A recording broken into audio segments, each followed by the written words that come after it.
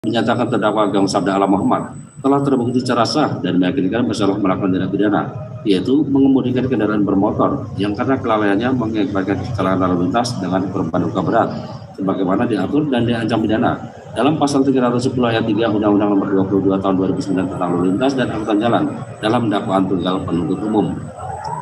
2. Menjatuhkan pidana kepada terdakwa Agung Sabda Alam Muhammad oleh karena itu dengan pidana penjara selama 4 tahun dan 6 bulan dan denda sebesar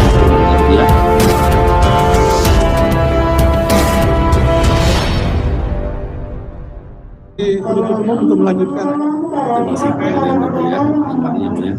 Kejaksaan Negeri Jakarta Timur untuk keadilan surat tuntutan nomor register perkara PDM 027 /10/2021 dalam perkara atas nama terdakwa Agung Sabda Alam Muhammad melanggar pasal 310 ayat 3 Undang-Undang Republik Indonesia nomor 22 tahun 2009 tentang lalu lintas dan angkutan jalan, bahwa dalam persidangan telah dihadirkan dan didengar keterangan saksi-saksi, yaitu saksi Laura Anak Deleni, saksi Amelia, saksi Sugeng Bintoro, saksi Wahyu Kuku Erlangga, saksi Teguh Ikhwanul Ihsan AMDFT, saksi Dr. Pungki Dia Nitasari,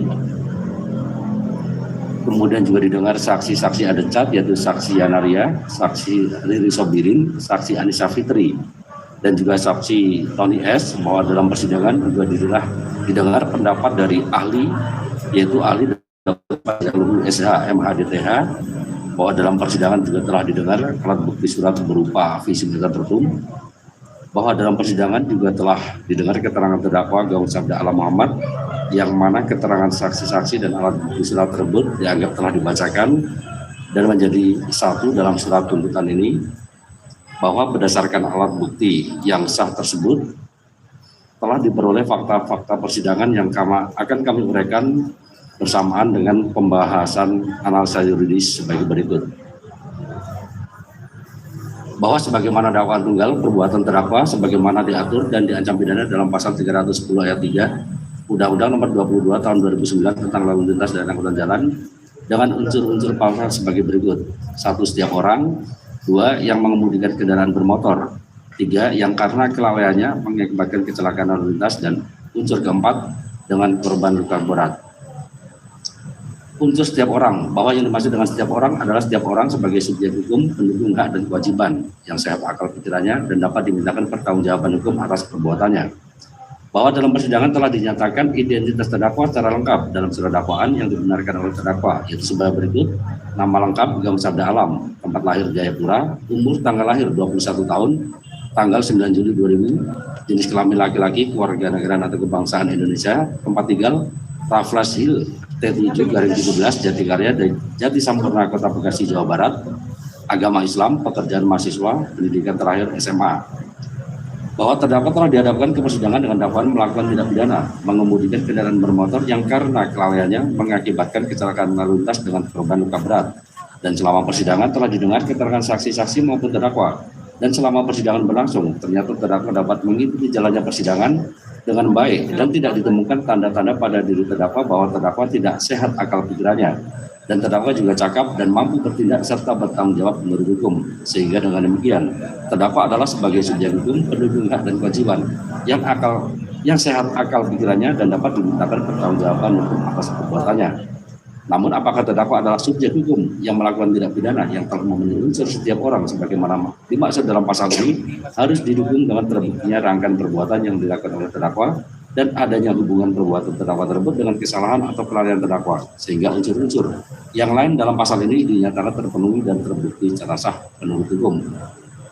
Unsur kedua, unsur yang mengemudikan kendaraan bermotor. Bahwa yang dimaksud dengan pengemudi adalah orang yang mengemudikan kendaraan bermotor di jalan yang telah memiliki surat izin. Sedangkan yang dimaksud dengan kendaraan bermotor adalah setiap kendaraan yang digerakkan oleh peralatan mekanik berupa mesin selain kendaraan yang berjalan di atas rel. Bahwa berdasarkan keterangan saksi Laura Anak Adeleni dan keterangan terdakwa di persidangan diperoleh fakta bahwa pada hari Minggu tanggal 8 Desember 2019 kira pukul 03.00 terdakwa mengemudikan satu unit mobil Toyota Altis warna hitam Nopal B1092 KAD bersama saksi Laura Anak Adeleni dari Cafe Swill House di SCBD menuju ke Blok M untuk makan kopi. Selanjutnya sekira pukul 03.40 WIB selesai makan gluknik, terdakwa kembali mengemudikan satu unit mobil Toyota Altis warna hitam nomor B 1092 KD bersama saksi Laura Anna Edeleni dari Blok M menuju ke Cibubur melalui tol Jagorawi. Dan pada saat mengemudikan satu unit mobil Toyota Altis warna hitam nomor B 1092 KD, terdakwa dilengkapi dengan surat izin mengemudi yaitu SIM A. Berdasarkan uraian fakta atau di atas, maka unsur yang mengemudikan kendaraan bermotor telah terbukti secara sah dan meyakinkan. Unsur ketiga, unsur yang karena kelalaiannya mengakibatkan kecelakaan lalu lintas. Bahwa yang dimaksud dengan kecelakaan lalu lintas adalah suatu peristiwa di jalan yang tidak diduga dan tidak disengaja, melibatkan kendaraan dengan atau tanpa pengguna jalan lain yang mengakibatkan korban manusia dan atau kerugian harta benda. Bahwa yang dimaksud dengan kelalaian adalah kurang berhati-hati sehingga akibat yang tidak disengaja terjadi. Bahwa setiap orang yang menggunakan kendaraan bermotor di jalan wajib mengemudikan kendaraannya dengan wajar dan penuh konsentrasi. Yang dimaksud dengan penuh konsentrasi adalah setiap orang yang mengemudikan kendaraan bermotor dengan penuh perhatian dan tidak terganggu perhatiannya karena sakit, lelah, mengantuk, menggunakan telepon atau menonton televisi atau video yang terpasang di kendaraan, atau meminum minuman yang mengandung alkohol atau obat-obatan sehingga mempengaruhi kemampuan dalam mengemudikan kendaraan. Bahwa berdasarkan keterangan saksi Laura Anna Edeleni, saksi Emilia, saksi Sugeng Bintoro, dan saksi Wahyu Kuko Erlangga, serta keterangan terdakwa Gaung Sabda Alam Muhammad diperoleh fakta sebagai berikut. Bahwa pada hari Minggu tanggal 8 Desember 2019, sekira pukul 03.00 terdakwa mengemudikan satu unit mobil Toyota Altis warna hitam, nomor B 1092 KAD, bersama saksi Laura Anna Edeleni dari Cafe Swill House di SCBD menuju ke Blok M untuk makan gluknik. Selanjutnya sekira pukul 03.40 WIB selesai makan gluknik, terdakwa kembali mengemudikan satu unit mobil Toyota Altis warna hitam nomor B 1092 KD bersama saksi Laura Anna Edeleni dari Blok M menuju ke Cibubur melalui tol Jagorawi. Dengan posisi saksi Laura Anna Edeleni duduk dalam keadaan tertidur di sebelah kiri terdakwa dan badannya terikat oleh sabuk pengaman mobil yang dikemudikan terdakwa.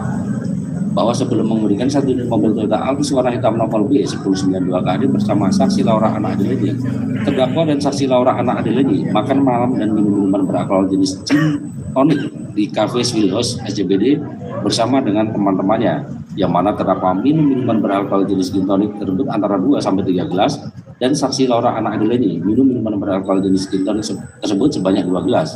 Selain itu, sejak bangun tidur dari sekitar pukul 10 WIB sampai dengan pukul 03.40 WIB terdakwa belum istirahat.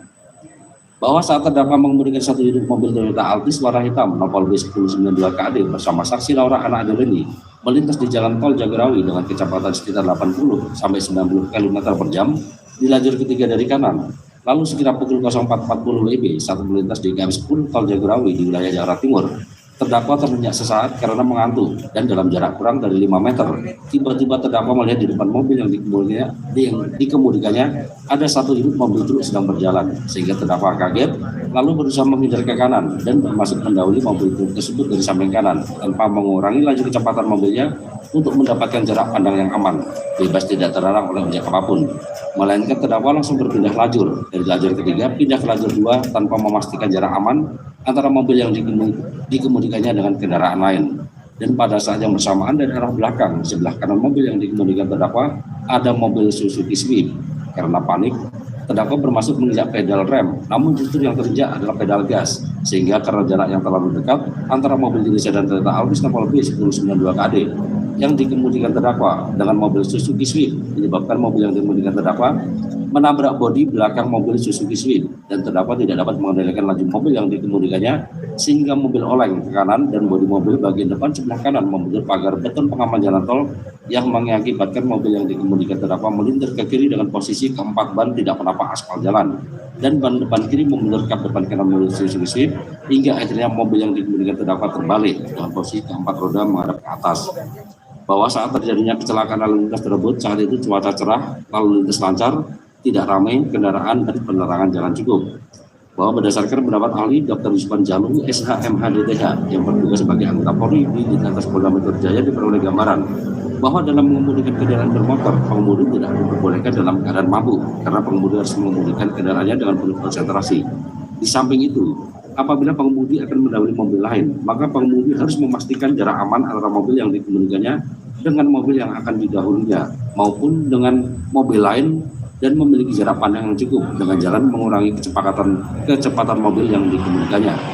bahwa berdasarkan uraian fakta di atas kami berpendapat terdakwa kurang berhati-hati dalam mengemudikan mobilnya sebab terdakwa tidak penuh konsentrasi dalam mengemudikan mobilnya akibat kelelahan dan pengaruh alkohol, sehingga yang seharusnya terdakwa melakukan pengereman atau mengurangi kecepatan mobil yang dikemudikannya untuk mendapatkan jarak pandang yang aman, bebas tidak terhalang oleh objek apapun sebelum berpindah lajur dari lajur ketiga pindah ke lajur 2 untuk mendahului mobil yang ada di depannya. Akan tetapi tindakan itu tidak dilakukan oleh terdakwa selaku pengemudi yang menyebabkan terjadinya kecelakaan lalu lintas. Bahwa terdakwa sebagai pengemudi juga telah lalai akan tanggung jawabnya terhadap keselamatan penumpang mobil yang dikemudikannya. Menurut ahli Dr. Dispan Jahlu SHMHDTH, apabila penumpang tidak memakai sabuk pengaman atau memakai sabuk pengaman secara tidak sempurna, itu adalah pelanggaran dan itu seharusnya menjadi tanggung jawab pengemudi untuk mengingatkan pengemudi bertanggung jawab penuh terhadap kendaraan dan penumpang yang dibawanya. Berdasarkan uraian di atas, maka unsur yang karena kelalaiannya mengakibatkan kecelakaan lalu lintas telah terbukti serasa dan meyakinkan. Unsur keempat, yaitu unsur dengan korban luka berat, bahwa dalam penjelasan pasal 229 ayat 4 Undang-Undang Nomor 22 Tahun 2009 tentang lalu lintas dan angkutan jalan dijelaskan bahwa yang dimaksud dengan luka berat yaitu luka yang mengakibatkan korban A. jatuh sakit dan tidak ada harapan sembuh sama sekali atau menimbulkan bahaya maut, B. tidak mampu terus-menerus untuk menjalankan tugas jabatan atau pekerjaan, C. kehilangan salah satu panca indera, D. menderita cacat berat atau lumpuh, E. terganggu daya pikir selama 4 minggu lebih, F. gugur atau matinya kandungan seorang perempuan, atau G. luka yang membutuhkan perawatan di rumah sakit lebih dari 30 hari. Bahwa berdasarkan keterangan saksi Laura Anna Adeleni, saksi Emilia, saksi Teguh Ivanul Ihsan AMDFT, dan saksi Dr. Pungki Dianitasari, serta hasil visum et laboratorium Rumah Sakit Melia nomor 864 garing RSM garing DIR EXT garing FER garing 12 Romawi garing 2020 tanggal 21 Desember 2020 atas nama Laura Anna Adeleni, dan keterangan terdakwa Gong Sada Alam diperoleh fakta sebagai berikut. Bahwa akibat kecelakaan yang disebabkan oleh kelalaian terdakwa tersebut, saksi Laura Anna Adeleni kemudian dibawa ke Rumah Sakit Melia Depok, dan sebagaimana hasil visum et laboratorium Rumah Sakit Melia nomor 864 garing RSM garing EXT garing FER garing 12 Romawi garing 2020 tanggal 21 Desember 2020 diketahui bahwa pada hari Minggu tanggal 8 Desember 2019 jam 04.46 WIB telah dilakukan pemeriksaan seorang penderita dengan nama Nona Laura Anna Adeleni dengan keadaan pada pemeriksaan luar terdapat luka robek di kepala sebelah kiri sebanyak 2 buah luka, ukuran terpanjang kurang lebih 5 cm dan ukuran terpendek 2 cm. Letak luka dari puncak kepala kurang lebih 7 cm, dari telinga kiri kurang lebih 10 cm, dari garis tengah kepala kurang lebih 6 cm dengan tepi tidak tajam. Terdapat luka lecet di leher bagian depan, terdapat luka lecet di punggung tangan kanan dengan ukuran kurang lebih 2 cm dan terlihat memar. Dengan kesimpulan diagnosa, cedera kepala ringan dan luka robek di kepala, serta luka lecet di leher dan di punggung tangan kanan. Kelainan-kelainan tersebut terjadi karena benda tumpul. Kelainan-kelainan tersebut timbul penyakit dan berhalangan buat menjalankan perjalanan. Pasien tersebut dirawat di RS Melia Depok dari tanggal 8 Desember 2019 sampai tanggal 12 Desember 2019. Sebelumnya belum bisa ditentukan karena ditata kesaktian lebih lanjut oleh dokter spesialis. Bahwa sejak tanggal 12 Desember 2019, saksi Laura Anna Adeleni dipindahkan ke RS Mayapada Lebak Bulus dan mendapat perawatan di RS Mayapada sampai tanggal 18 Desember 2019, dan selanjutnya saksi Laura Anna Adeleni menjalani perawatan fisioterapi di RS Premi Binaro dan dilanjutkan menjalani fisioterapi oleh tenaga fisioterapi dari RS Jati Sampurna Bekasi. Dengan kondisi terakhir hingga saat ini kedua tangan bisa digerakkan namun belum sempurna dan kedua kaki masih mengalami kelumpuhan. Bahwa dalam persidangan, saksi Dr. Pungki Dianitasari menerangkan sebagai berikut. Benar, saksi mendatangi pasien perempuan dan saksi mendapati keadaan pasien perempuan, yaitu tangan sakit, yaitu tangan sebelah kanan, leher bagian belakang nyeri, ada luka di leher dan kepala, keadaan sadar. Benar, setelah melihat kondisi pasien perempuan tersebut, kemudian saksi meminta kepada pasien perempuan untuk mengangkat kedua tangan, tapi sepasien mengatakan tangan saya nyeri. Benar, saksi juga meminta kepada pasien perempuan untuk mengangkat kedua kakinya, tapi si pasien kembali mengatakan tangan saya nyeri.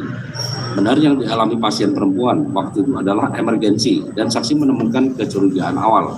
Benar, di dalam visum et laboratorium saksi menyebutkan sebelumnya belum bisa ditentukan karena ditata laksana lebih lanjut oleh dokter spesialis. Hal itu dikarenakan adanya rasa nyeri pada pasien, namun nyeri tersebut tidak dapat dinilai dan harus ditata laksana oleh dokter spesialis. Benar, keluhan rasa nyeri Laura yang saksi tidak dapat menilai tersebut, yaitu keluhan rasa nyeri di leher.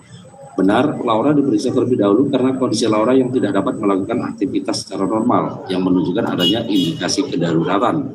Benar, hasil pemeriksaan terhadap Laura diperoleh kesimpulan dengan kesimpulan diagnosa cedera kepala ringan dan luka robek di kepala serta luka lecet di leher dan di punggung tangan kanan. Kelainan-kelainan tersebut terjadi karena benda tumpul. Kelainan-kelainan tersebut timbullah penyakit dan berhalangan buat menjalankan pekerjaan. Pasien tersebut dirawat di RS Meliala Depok dari tanggal 8 Desember 2019 sampai tanggal 12 Desember 2019. Sembuhnya belum bisa ditentukan karena ditata laksana lebih lanjut oleh dokter spesialis. Benar disebutkan sembuhnya belum bisa ditentukan karena ditata laksana lebih lanjut oleh dokter spesialis sebab pemeriksaan terhadap Laura didapati rasa nyeri di leher oleh Laura. Akan tetapi saksi tidak menyebutkannya di hasil visum antepartum. Hal itu dikarenakan saksi tidak berani menyimpulkan sebab saat Laura diminta untuk mengangkat kedua tangan dan kakinya, Laura tidak melakukannya. Sementara itu adalah untuk saksi diagnosa. Benar, hasil cedera kepala ringan adalah tidak ada tanda peningkatan di tekanan di kepala. Bahwa dalam persidangan saksi Tauku Ikhwanul Ihsan AMDFT menerangkan sebagai berikut. Benar, korban Laura menjalani fisioterapi dikarenakan mengalami kelumpuhan. Benar, yang saksi lihat kelumpuhan itu disebabkan karena patah tulang leher sambil tangannya menunjuk ke arah leher belakang saksi. Benar, di bulan Agustus 2020 saksi melakukan fisioterapi kepada korban Laura atas permintaan pihak korban Laura ke rumah sakit. Benar, saat pertama kali saksi melakukan fisioterapi kepada korban Laura, saat itu yang saksi lihat Laura mengalami kelumpuhan di mana anggota gerak atas dan bawah tidak bisa digerakkan. Benar, saksi melakukan fisioterapi rutin bisa sampai 3 kali dalam seminggu. Benar, bentuknya seperti terapi melatih gerak dan memberi obat. Benar, saat mengajukan fisioterapi ada hasil pemeriksaan dari rumah sakit sebelumnya yang ditunjukkan kepada saksi seperti hasil pemeriksaan dari RS Mayapada. Dan ada lagi tetapi saksi lupa. Benar, dari apa yang saksi lihat dan dari histori yang mengakibatkan korban Laura seperti itu adalah awalnya diakibatkan karena kecelakaan yang dialami korban Laura. Bahwa benar untuk sekarang ini perkembangan yang saksi lihat, korban Laura sudah bisa menggerakkan kedua tangan dan jari-jarinya, sudah bisa memegang benda, sedangkan untuk anggota gerak bawah seperti kaki belum bisa digerakkan. Bahwa benar kemungkinan untuk sembuh dalam kasus-kasus seperti ini, seperti korban Laura 1:1000. Benar, kalaupun bisa sembuh, itu tidak bisa ditentukan berapa lama, dan kalaupun sembuh itu tidak akan sempurna. Bahwa hasil visum antepartum Rumah Sakit Meliala nomor 864-RSM-DIR-FER-12 tanggal 21 Desember 2020 tersebut dikuatkan oleh Medical Discharge Summary Mayapada Hospital tanggal masuk 12 Desember 2019, tanggal keluar 18 Desember 2019 yang pada pokoknya menerangkan diagnosa masuk dislokasi C4-C5, diagnosa keluar, diagnosa utama, spinal cord injury, dan diagnosa penyerta dislokasi C4-C5. Sementara dari hasil anamnesis, keluhan utama kedua kaki tidak bisa digerakkan, riwayat penyakit seperti pingsan dan nyeri. Kemudian surat pendukung lainnya yaitu surat keterangan fisioterapi RS Premier Bintaro tanggal 4 Januari 2020 atas nama pasien Nona Adeleni Laura Ana yang pada pokoknya menerangkan bahwa yang bersangkutan dengan SCI, AIS, ANLC5, EC dislokasi cervical, traumal post ACDV dan PSBC 45, neurogenic bladder dan bowel. Saat ini perlu melanjutkan fisioterapi dengan program terapi cara pelan, mobilisasi ke arah duduk, tense elbow manus bilateral, dan NMES quadricep bilateral, exercise pen 45 menit, breathing exercise PLB di breathing incentive psychometry, stimulasi gerak UE dan LE bilateral, bed mobilization, log rolling, bed recline tegak, stimulasi neck dan tongue control, latihan duduk dengan neck collar. Yang ketiga adalah formulir KM rawat jalan pelayanan kedokteran dan fisioterapi RSUD Jati Sampurna kelas D tertanggal 6 Agustus 2021 dengan program tindakan terapis berupa fisioterapi, tense, dan exercise. Kemudian resume medis UPTD RSUD kelas D Jati Sampurna pemerintah Kota Bekasi dengan keluhan saat masuk adalah kelemahan 4 anggota gerak. Berdasarkan keterangan saksi Dr. Pungki Dianitasari dan keterangan saksi Tauku Ikhwanul Ihsan AMDFT tersebut dihubungkan dengan hasil visum antepartum RS Meliala nomor 864-RSM-DIR-EXT-FER-12 Romawi 2020 tanggal 21 Desember 2020 dan surat-surat yang mendukungnya, maka diperoleh benang-benang bahwa kelumpuhan yang dialami oleh saksi Lara Ana Adeleni diakibatkan oleh karena kecelakaan lalu lintas yang disebabkan karena kelalaian terdakwa dalam mengemudikan mobilnya. Dan kami berpendapat bahwa apa yang dialami oleh saksi Laura Anna Adeleni adalah luka berat sebagaimana penjelasan pasal 229 ayat 4 Undang-Undang Nomor 22 Tahun 2009 tentang lalu lintas dan angkutan jalan. Dengan demikian, maka unsur dengan korban luka berat telah terbukti secara sah dan meyakinkan. Bahwa dengan terbuktinya unsur yang mengemudikan kendaraan bermotor, unsur yang karena kelalaiannya mengakibatkan kecelakaan lalu lintas, dan unsur dengan korban luka berat, maka telah dapat dibuktikan terdakwa adalah sebagai subjek hukum penuh hak dan kewajiban yang sehat akal pikirannya dan dapat dimintakan pertanggungjawaban hukum atas perbuatannya melakukan tindak pidana, sehingga unsur setiap orang sebagaimana dimaksud dalam pasal ini telah terbukti secara sah dan meyakinkan. Majelis Hakim yang mulia, penasihat hukum, terdakwa dan pengunjung sidang yang kami hormati, bahwa dengan telah terbuktinya seluruh unsur pasal 310 ayat 3 Undang-Undang Nomor 22 Tahun 2009 tentang lalu lintas dan angkutan jalan, maka terdakwa telah terbukti secara sah dan meyakinkan bersalah melakukan tindak pidana mengemudikan kendaraan bermotor yang karena kelalaiannya mengakibatkan kecelakaan lalu lintas dengan korban luka berat, dan oleh karena tidak ada hal-hal yang dapat menyediakan kesalahan terdakwa, juga alasan pembenar maupun pemaaf, serta tidak pula ditemukan adanya hal-hal yang dapat menghapuskan sifat melawan hukum, maka terhadap terdakwa dapat dipersalahkan dan harus mempertanggungjawabkan perbuatannya sebagaimana dakwaan yang didakwakan oleh jaksa penuntut umum. Bahwa sebelum kami sampai kepada tuntutan pidana atas diri terdakwa, perkenankanlah kami mengungkapkan hal-hal yang kami jadikan pertimbangan mengajukan tuntutan, yaitu hal-hal yang memberatkan. Perbuatan terdakwa telah mengakibatkan kelumpuhan bagi korban Laura Anna Adeleni yang berdampak kepada hilangnya produktivitas korban Laura Anna Adeleni sebagai seorang selebgram.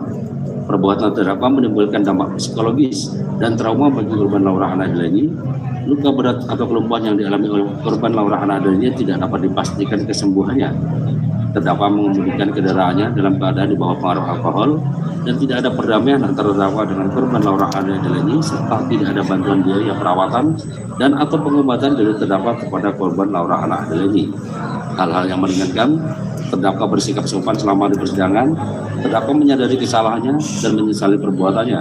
Terdakwa belum pernah dihukum karena suatu tindak pidana. Terdakwa masih berusia muda yang diharapkan dapat memperbaiki perilakunya di kemudian hari.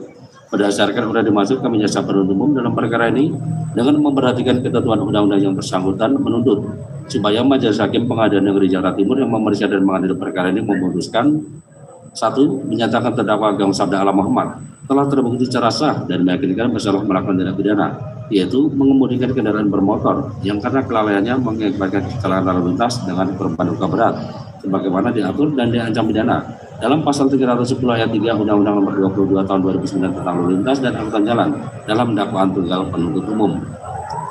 2. Menjatuhkan pidana kepada terdakwa Agung Sabda Alam Muhammad oleh karena itu dengan pidana penjara selama 4 tahun dan 6 bulan dan denda sebesar 10 juta rupiah. Dengan ketentuan apabila denda tersebut tidak dibayar maka diganti dengan pidana kurungan selama 2 bulan. 3. Menetapkan barang bukti berupa disita dari Agung Sabda Alam Muhammad berupa SIM A atas nama Agung Sabda Alam Muhammad dikembalikan kepada Agung Sabda Alam Muhammad. Dan 4. Menetapkan agar terdakwa Agung Sabda Alam Muhammad dibebani membayar biaya perkara sebesar Rp2.000. Demikianlah tuntutan pidana ini kami bacakan dan kami serahkan kepada Majelis Hakim Pengadilan Negeri Jakarta Timur dan penasihat hukum terdakwa dan juga terdakwa pada hari ini Selasa tanggal 4 Januari 2022. Sekian yang mulia. Ya, silakan diajukan ke muka persidangan dan suatu eksemplar disampaikan ke terdakwa atau penasihat hukum.